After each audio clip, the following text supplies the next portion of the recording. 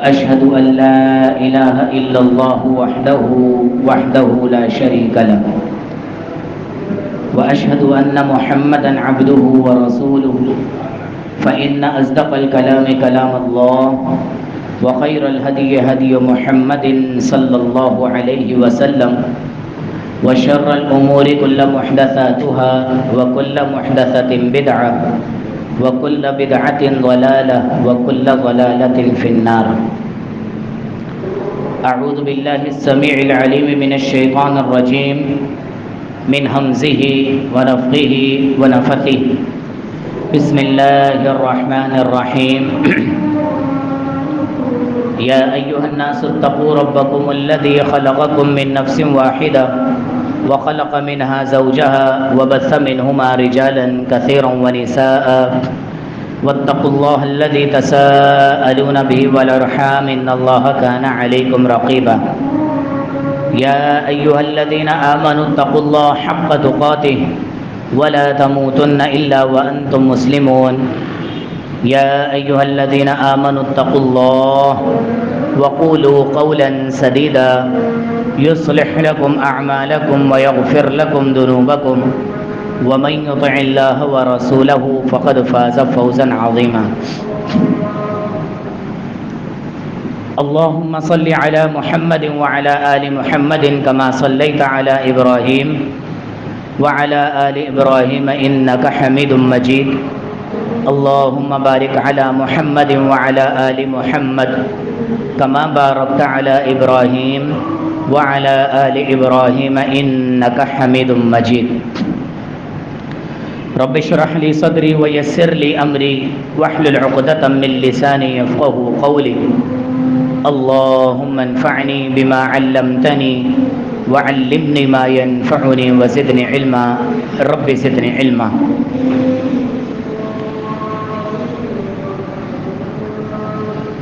جزاك.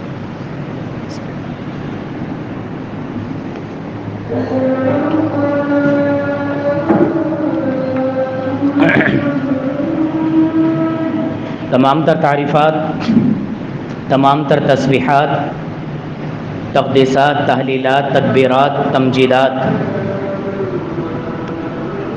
ہر قسم کی بڑائی، ہر قسم کی کبریائی، ہر قسم کی تعریف اور عمدہ کلمات اللہ رب العالمین احکم الحاکمین کے لیے ہیں،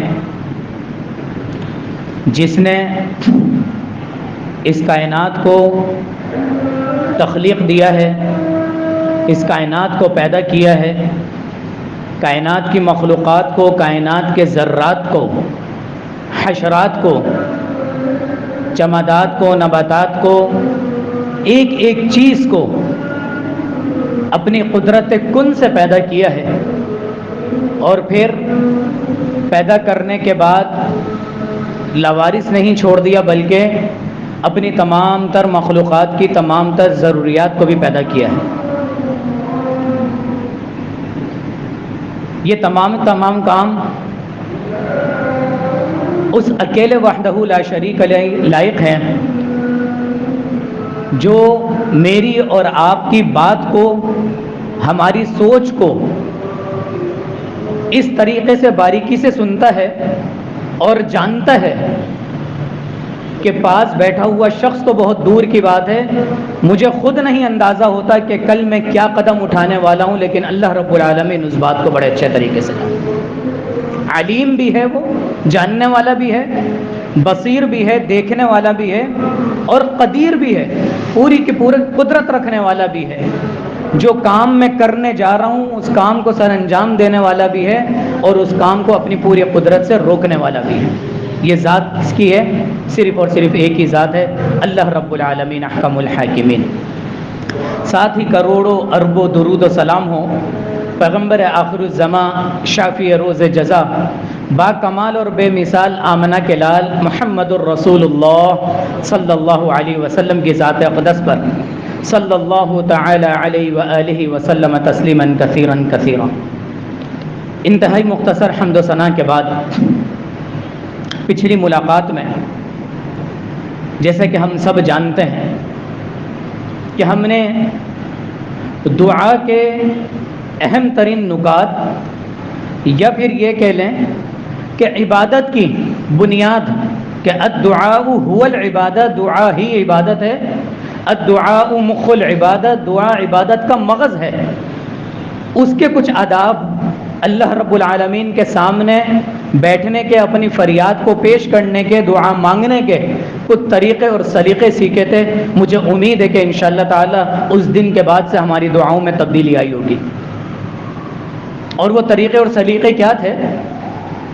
کہ رب سے مانگنا ہے، مانگتے ہوئے اس چیز کا خیال رکھنا ہے کہ پہلے رب کی تعریفیں کرنی ہے جتنی طاقت ہے انسان کی، اور پھر ان تعریفوں کے بعد رب کائنات کے بہترین پیغمبر محمد الرسول اللہ صلی اللہ علیہ وسلم کی ذات اقدس پر درود و سلام بھیجنا ہے، اور پھر اپنے لیے جو کچھ جائز خواہش انسان پوری مانگ سکتا ہے اس کو مانگے۔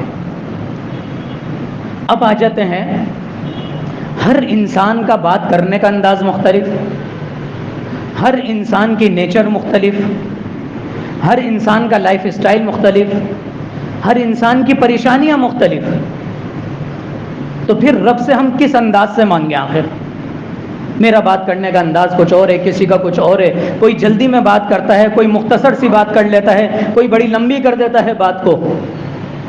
آخر کوئی ایک ایسا انداز ہونا چاہیے کہ سارے انداز کو سائڈ میں رکھ کے اگر میں اس انداز سے اپنے رب سے بات کروں تو میری دعا جلدی قبول ہو جائے۔ تو یاد رکھیں، سب سے بہترین انداز اسی شخص کا ہو سکتا ہے جو کائنات میں سب سے بہترین شخص ہوگا، سب سے بہترین۔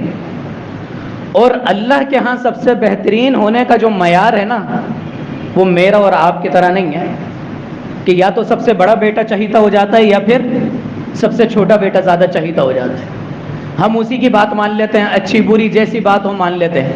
کیا ہے بھائی، جناب علی لاڈلا ہے، 20 سال کے بعد پتہ چلتا ہے وہ لاڈلا جو ہے وہ دن میں تارے دکھا رہا ہوتا ہے۔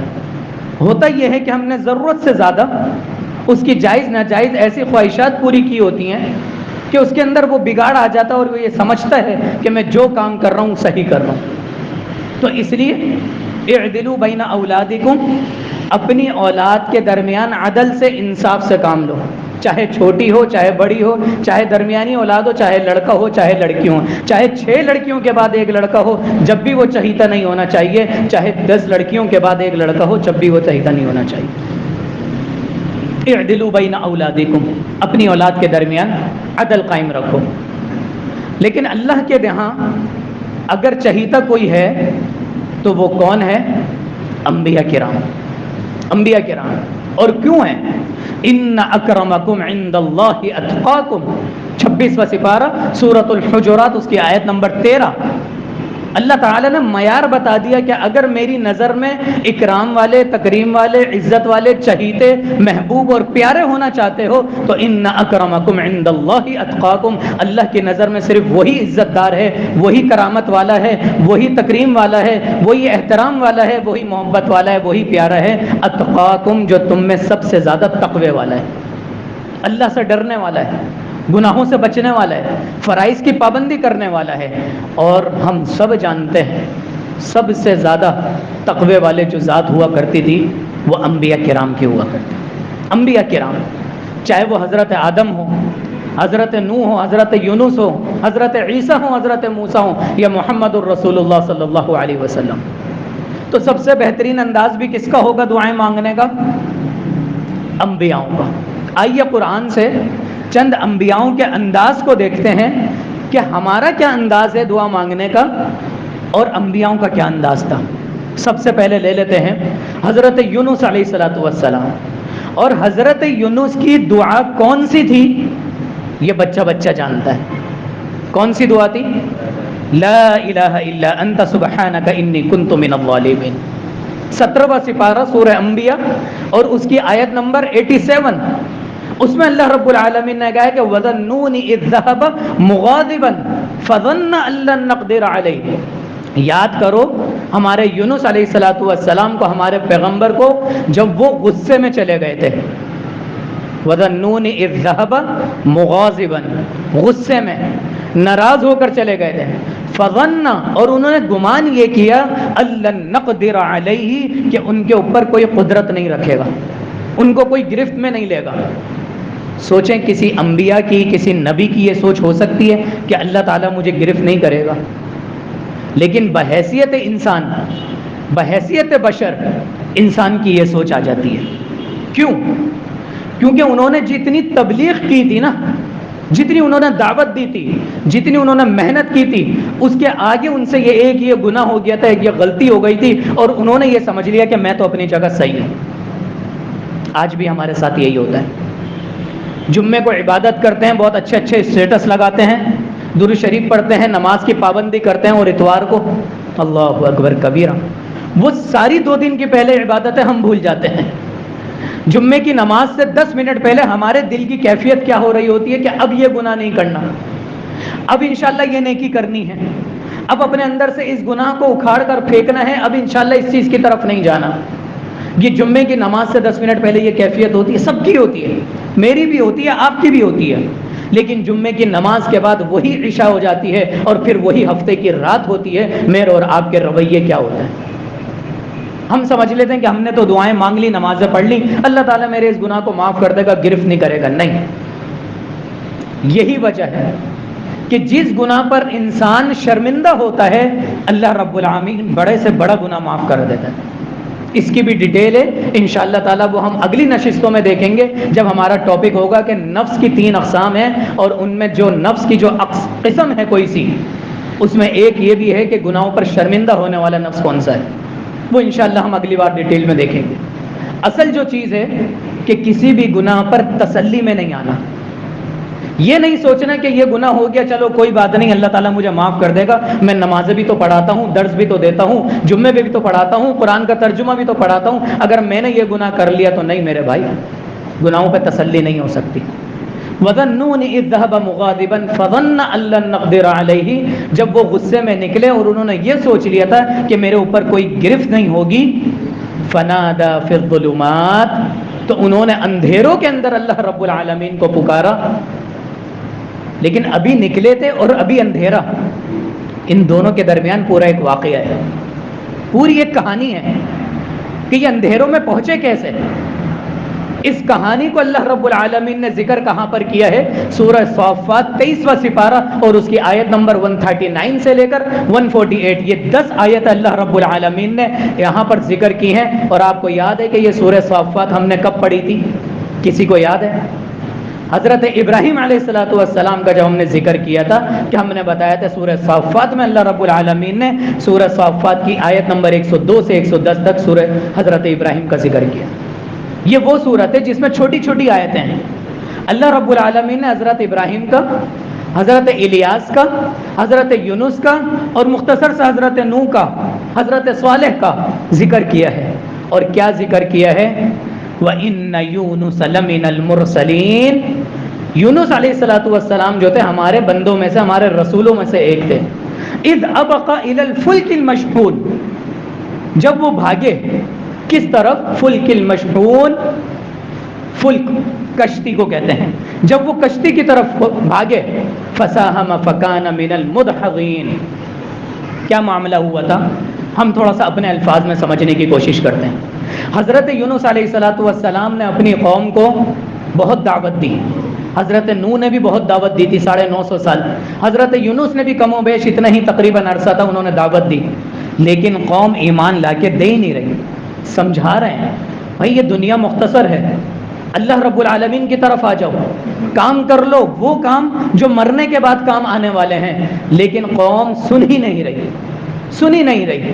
تو آخرکار غصے میں آئے اور اللہ کا حکم آنے سے پہلے ان کو بددعا دے دی کہ اب تمہارے اوپر اللہ کا عذاب آئے گا اور میں تم کو چھوڑ کر جا رہا ہوں۔ حالانکہ انبیاؤں کی ذمہ داری یہ ہوتی تھی کہ جب تک اللہ کا حکم نہیں آ گیا، نہ کوئی خوشی کی خبر سنانی ہے اور نہ کوئی بری خبر سنانی ہے۔ انبیاء تو اللہ کے محتاج ہیں، اللہ کی رسی سے جڑے ہوئے ہیں، آزاد کسی کو نہیں چھوڑا۔ اپنی سب سے چہیتی قوم انبیاء، ان کو بھی اللہ رب العالمین نے آزاد نہیں چھوڑا، پھر میں اور آپ تو بہت دور کی بات ہے، آزاد کسی کو نہیں چھوڑا۔ انہوں نے یہ سوچ لیا کہ یہ تو قوم ایمان لانے والی ہے ہی نہیں، غرق ہونے والی ہے، ان کو بد دعا دے دی اور پھر کہا کہ اللہ پر تمہارا عذاب آ جائے گا، اور پھر وہاں سے چلے گا اللہ کے حکم کے بغیر۔ حضرت نوح علیہ السلام نے بھی 950 سال تبلیغ کی، اور گنتی کے چند افراد، تقریباً 80 افراد صرف، اور حضرت نوح علیہ السلام پر جب عذاب آیا نا تو پوری دنیا پہ عذاب آیا تھا، صرف ان کے علاقے پہ نہیں، تقریباً پوری دنیا کو انہوں نے تبلیغ کی تھی، اشارے یہی ملتے ہیں، اور اس میں سے صرف 80 افراد ایمان لے کر آئے تھے۔ اس لیے مجھے اور آپ کو دل برداشتہ نہیں ہونا چاہیے کہ میں تو 2 سال سے یہاں جمعہ پڑھا رہا ہوں، آپ 4 سال سے اپنے دوستوں کو، گھر والوں کو سمجھا رہے ہیں، کوئی 10 سال سے سمجھا رہے ہیں، سمجھ کے ہی نہیں دے رہے، صرف ایک بندہ ہے جس کو نمازی بنا سکا ہوں میں، باقی نہیں بن پا رہے۔ کوئی ایسی بات نہیں، آپ کی تبلیغ صحیح انداز سے ہونی چاہیے، آپ کے کام کی پوری کوشش اپنی پوری دل لگی اور صاف نیتی سے ہونی چاہیے، چاہے ایک بندہ ہو، چاہے 2 ہو، چاہے 100 ہو، یہ اللہ رب العالمین کی ہدایت ہے۔ تو انہوں نے بھی جب کشتی کی طرف اپنے گئے، کون؟ حضرت نوح اللہ کے حکم سے گئے تھے، لیکن یہ حضرت یونس علیہ السلام اللہ کے حکم کے بغیر چلے گئے، اور جب کشتی میں بیٹھے، بہت بڑی کشتی تھی، سامان بھی تھا، افراد بھی تھے، آگے جا کے کشتی ڈگمگانے لگ گئی، اور پھر یہ ہوا کہ سامان بہت زیادہ ہو گیا، اس سامان کو اتارو، ایسا نہ ہو کہ سب کے سب ڈوب جائیں، انسانی جان بچانے کے لیے پہلے سامان کو پھینک دیا، لیکن جب سامان پھینکنے کے بعد بھی دیکھا کہ کشتی کا تو حال وہی ہے، ڈگمگا رہی ہے، پھر یہ ہوا کہ افراد زیادہ ہیں، ان افراد کو پھینکنا پڑے گا، چند افراد کو اپنی جان قربان کرنی پڑے گی تمام افراد کی جان بچانے کے لیے، اور ایسا ہوتا ہے۔ ایک واقعہ ہمارے کراچی شہر میں بھی پیش آیا تھا، کینجر جھیل کی طرف کچھ خاندان کشتی میں گئے تھے، اور وہاں پر کچھ ایریا ہے، ریڈ زون ایریا، جس کے بعد مگرمچھ آتے ہیں بہت سارے، وہاں پر انہوں نے ایک وہ لکیر سی لگائی ہوئی ہے کہ یہاں سے آگے آپ نہ جائیں، یہاں پر مگرمچھ ہے، لیکن وہ خاندان والے چلے گئے، بہرحال نہیں سمجھ میں آیا یا بورڈ نہیں دیکھا، کیا ہوا واللہ عالم، وہاں پر گئے، ایک جوان 18-19 سال کی لڑکی، وہ ہاتھ کو کشتی کو نیچے یوں کر کے جیسے انجوائے کرتے ہیں لوگ، کر رہی تھی، اچانک مگرمچھ نے ہاتھ پکڑ لیا، اور اس طاقت سے ہاتھ پکڑا کہ لوگ یہاں سے چھڑوا رہے ہیں اور مگرمچھ وہاں سے پکڑ کے اپنی طرف کھینچ رہے، لیکن وہ کیفیت، اللہ اکبر کبیرہ، جوان لڑکی، بالکل ہاتھ ٹوٹ بھی نہیں رہا، ہاتھ ٹوٹ سکتا ہے، آپ کو پتہ ہے 2 سال کا ایک بچہ تھا جو لاہور کے چڑیا گھر میں ماں ایسے ایسے جھلا رہی تھی اور ریچھ نے پکڑ لیا تھا، یہاں سے ریچھ کھینچ رہا ہے، وہاں سے ماں کھینچ رہی ہے، ایک 2 سال کا بچہ تھا، بیچ میں سے 2 ٹکڑے ہو گئے، کیا کیفیت ہوئی ہوگی اس ماں کی۔ تو کبھی بھی اس طریقے سے ہمیں انجوائمنٹ نہیں کرنی چاہیے، یا پھر کہیں پر بھی جائیں تو دعائیں پڑھ لیں، فارم ہاؤس میں بھی جا رہے ہیں تو پانی میں کودنے سے پہلے بسم اللہ مجریہا و مرساہا ان ربی لغفور رحیم، یہ دعا پڑھ لیں، جھولے میں بیٹھ رہے ہیں کہیں پر، سفر کی دعا پڑھ لیں، گھر سے نکل لیں دعائیں پڑھ کے نکلیں تو اللہ کی حفاظت رہتی ہے۔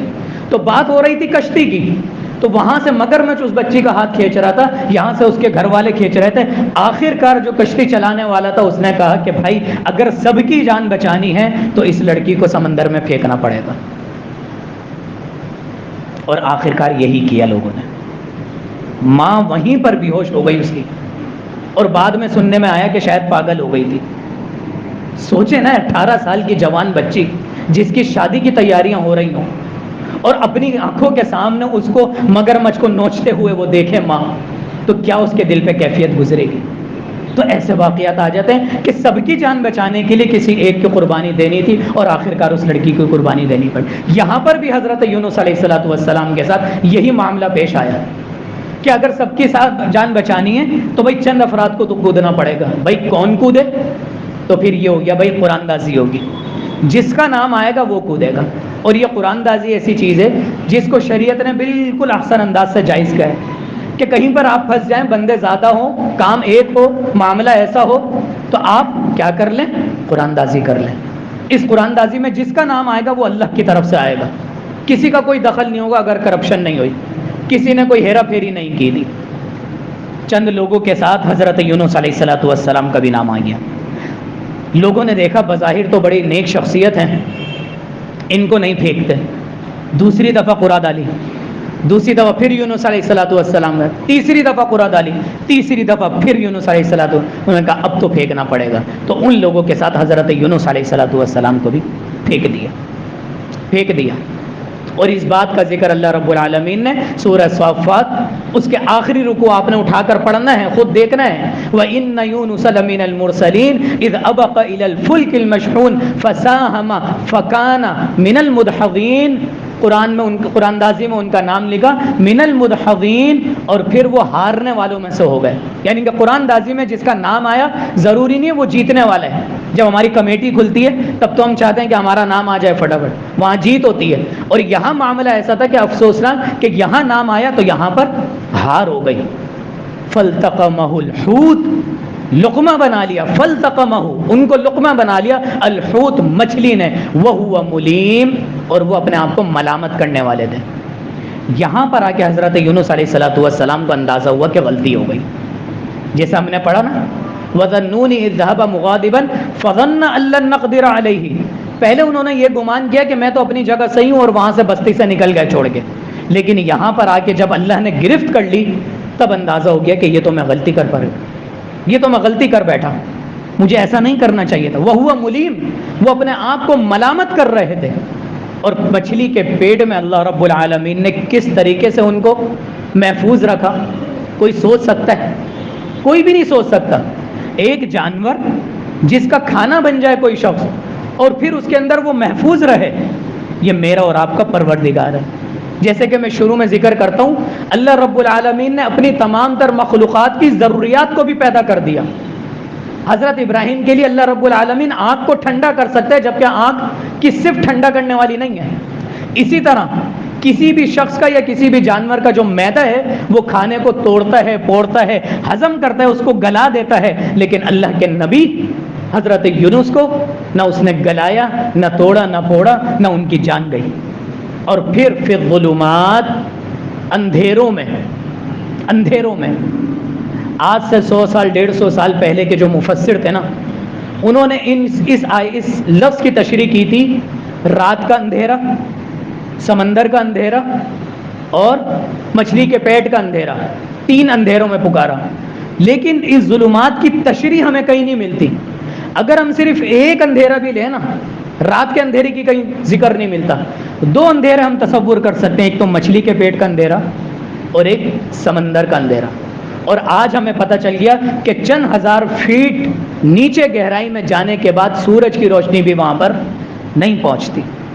یہ جو ابھی واقعہ ہوا ہے ٹائٹین کا، جو ٹائٹینک کا ملبہ دیکھنے گئے تھے شہزادہ داؤد اور ان کے بیٹے سلیمان، وہ ایسی جگہ پر گئے تھے جہاں پر سورج کی روشنی بھی نہیں پہنچتی۔ ٹائٹینک کا ملبہ اتنا نیچے پڑا ہوا ہے، اس کو دیکھنے گئے تھے۔ یہ بھی پوری ایک ڈیبیٹ ہے، ٹائٹینک کا ملبہ اور فرعون کی قوم، ان کے اندر کیا مماثلت ہے، یہ انشاءاللہ ہم پورے جمعے کے اندر ڈسکس کریں گے۔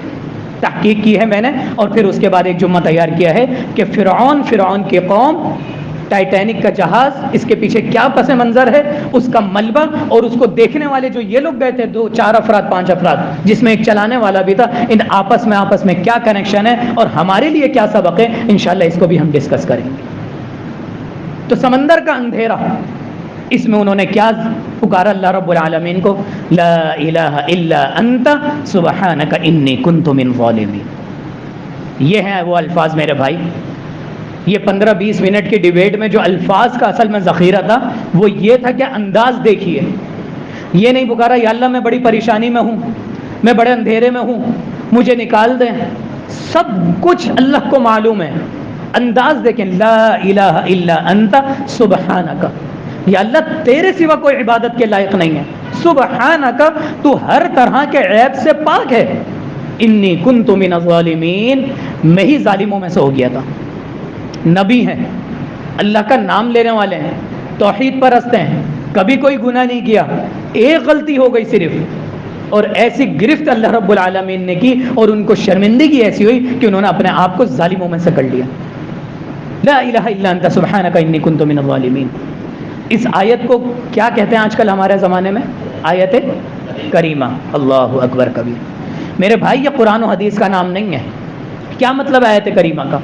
آیت کریمہ عزت والی آیت، قرآن کی ہر آیت آیت کریمہ ہے، ہر آیت عزت والی ہے. کسی آیت کا کسی سورت کا کوئی خاص نام قرآن و حدیث نے دیا ہو تو بالکل وہ ہو سکتا ہے، لیکن ہم اپنے پاس سے کسی آیت کا نام نکال لیں. اب دیکھیں اس کے اندر بدعت کہاں سے لیا ہے شیطان. کوئی بھی عمل جب بدعت سے خالص ہوتا ہے وہ اللہ کے یہاں ہوتا ہے. پریشانی کی حالت میں ہیں آپ، بہت پریشان ہیں، کوئی راستہ نظر نہیں آ رہا، اندھیرے چھائے ہوئے ہیں، آپ اس آیت کو پڑھنا چاہتے ہیں، بالکل پڑھیے، لا الہ الا انت سبحانک انی کنت من الظالمین. کس نے پڑھی؟ بھائی نبی نے پڑھی، دلیل مل گئی، یہ آیت پڑھ سکتے ہیں. کتنی مرتبہ پڑھی حضرت یونس نے؟ کہیں پر ذکر ہے؟ کہیں کوئی ذکر نہیں ہے. آپ پریشان ہیں، آپ لا الہ الا انت سبحانک انی کنت من الظالمین لا تعداد مرتبہ پڑھیں، پڑھتے رہیں صبح شام، چلتے پھرتے، دکان پہ، آفس میں، مسجد میں آتے ہوئے، سفر میں، کہیں پر بھی پڑھ رہے ہیں، آپ پڑھتے رہیں. اللہ رب العالمین آپ کی پریشانی کو جانتا ہے. کوئی وقت خاص کر کے پڑھا، کوئی دن خاص کر کے پڑھا نہیں، نہ تعداد خاص کرنی ہے، نہ وقت کو خاص کرنا ہے کہ جمعرات کے دن اتنی اتنی ہزار مرتبہ پڑھنی ہے، نہ بندوں کو جمع کرنا ہے. کسی بندے کو جمع کیا حضرت یونس نے؟ نہیں، خالص ایک اکیلے اللہ رب العالمین کو پکارا. وضو کے بغیر بھی آپ پڑھ سکتے ہیں. حضرت یونس نے وضو کیا تھا وہاں پر؟ نہیں کیا تھا. وضو کے بغیر بھی آپ یہ نفلی دعائیں اور نفلی اذکار جتنے ہیں، اللہ سے پریشانی کا معاملہ، جہاں بیٹھے ہوئے ہیں آپ، جس جگہ پر بیٹھے ہوئے ہیں، اپنے رب کو یاد کریں. اور جس طرح ہم نے پچھلے جمعے میں حدیث سنی تھی، ان اللہ لا یستجیب دعاء من غافل، اللہ تعالیٰ غافل دل کی دعا کبھی قبول نہیں کرتا. آپ اپنے دل کو اللہ کی طرف لگا لیجئے. کہیں پر بھی آپ بیٹھے ہوں گے، لا الہ الا انت سبحانک انی کنت من الظالمین، آپ یہ پڑھتے رہیں، اللہ تعالیٰ آپ کے لیے راستے کھول دے گا. اور یہ دعا کی قبولیت کا معاملہ ایسا ہے، اللہ کی قسم میرے ذاتی اتنے تجربے ہیں اس کے اندر کہ اگر میں وہ سنانا شروع کروں تو وقت بالکل ختم ہو جائے. ہر حالت میں اللہ تعالیٰ آپ کی دعا سنتا ہے، ہر حال میں. بہت دعائیں میری اس طریقے سے قبول ہوئی ہیں کہ کچھ نہیں پتا تھا، بس ایک مرتبہ اللہ کے سامنے حاضر ہوئے، وضو بھی نہیں کیا کبھی، تو سفر میں تھے اور سفر سے واپسی آئے اور اللہ تعالیٰ نے ایز اٹ از وہی چیز دے دی. لیکن اللہ کی قبولیت کے مختلف انداز ہیں. آپ اللہ کو یاد تو کریں. اور پھر دوسرا انداز حضرت موسیٰ کا. بلکہ ایک چیز اور رہ گئی یہاں پر. جب یہ سورہ صافات کی ذکر ہوئی ہے نا آیتیں، تو اللہ نے آگے کیا ہے، فلولا، اگر انہ کان من المسبحین، فلولا انہ کان من المسبحین، اگر یونس علیہ الصلوۃ والسلام یا مسبحین نہ ہوتے، اگر یہ تسبیح نہ پڑھتے، للبث فی بطنہ الی یوم یبعثون، ہم ان کو قیامت کے دن تک مچھلی کے پیٹ کے اندر رکھتے. للبث فی بطنہ، اس کے پیٹ میں رکھتے، الی یوم یبعثون، قیامت کے دن تک. یہاں پر بھی ایک بات سمجھ میں آتی ہے. آپ پریشانی میں ہیں، بس آپ ظاہری اسباب دیکھ رہے ہیں، اللہ سے دعا ہی نہیں کر رہے. اس سے بات کر لی، اس سے بات کر لی، اس سے سورس لگا لی، اس سے پیمنٹ رکی ہوئی ہے، اس سے وہ کر لیا، سارے طریقے اپنا لیے، لیکن دعا کی طرف آپ کا دھیان نہیں جا رہا. فلولا انہ کان من المسبحین، اگر وہ تسبیح نہ پڑھتے یہ والی لا الہ الا انت سبحانک انی کنت من، للبث فی بطنہ الی یوم یبعثون، قیامت تک وہ مچھلی کے پیٹ میں ہی رہتے. اللہ نجات نہیں دیتا. تو نجات پانے کے لیے، پریشانی کو دور کرنے کے لیے ضروری ہے کہ اللہ کو یاد کیا جائے. انبیاؤں کی دعاؤں کے کئی انداز ہیں. کسی کو معلوم ہے کہ حضرت آدم کی کیا دعا تھی؟ ربنا ظلمنا انفسنا وان لم تغفر لنا وترحمنا لنکونن من. سورہ اعراف 8واں سپارہ آیت نمبر 23. اس کی بھی پورا ایک واقعہ ہے. حضرت موسیٰ کی کیا دعا تھی؟ رب انی لما انزلت الی من خیر فقیر، یا اللہ تو اپنی جانب سے کچھ بھی نازل کرے گا میں اس کا محتاج ہوں. اللہ اکبر کبیرہ. تو کچھ بھی دے گا، تو جو دینا چاہتا ہے مجھے، تو مجھے 1 کمرے کا مکان دینا چاہتا ہے میں اس کا بھی محتاج ہوں، تو مجھے 10 کمروں کا مکان دینا چاہتا ہے میں اس کا بھی محتاج ہوں. تو نے 10 لوگوں سے مجھے بہتر رکھا ہوا ہے، حالانکہ میرے گھر میں پریشانی ہے، لیکن جو کچھ تو دے رہا ہے مجھے میں اس کا بھی محتاج ہوں. اور کسی کے گھر میں اللہ نے فراوانی کی ہوئی ہے، یا اللہ میں اس کا بھی محتاج ہوں. رب انی لما انزلتا، یا اللہ تو نے جو بھی نازل کیا مجھ پر، الی من خیر فقیر، خیر میں سے میں اس چیز کا محتاج ہوں. یہ ہم نے حضرت موسیٰ کی دعا یاد کرنی ہے. حضرت ابراہیم کی دعائیں ہیں، رب اجعلنی مقیم الصلاۃ ومن ذریتی، سورہ ابراہیم 13واں سپارہ آیت نمبر 40 اٹھا کر پڑھیے. رب اجعلنی مقیم الصلاۃ، یا اللہ میری اولاد کو نماز کا پابند بنا دے. من ذریتی ربنا وتقبل دعا، یا اللہ میری دعاؤں کو قبول فرما لے. یہ انداز ہیں ہم سب کو معلوم ہونے چاہیے. اگلے جمعے کو انشاءاللہ میں انبیاؤں کی یہ جو دعائیں ہیں قرآن کے اندر، یہ انشاءاللہ میں جمع کر کے آپ کو دوں گا. یاد کرنی ہے، ایسے ہی نہیں دوں گا کہ صرف پرچے بانٹنے کے لیے. آپ کو یاد کرنے کہ کس نبی نے کس موقع پر کیا دعا کی، ہم بھی اس انداز سے کریں. اللہ تعالیٰ سے دعا ہے کہ اللہ تعالیٰ ہماری دعاؤں کو قبول فرما لے. اقول قولی ھذا واستغفر اللہ.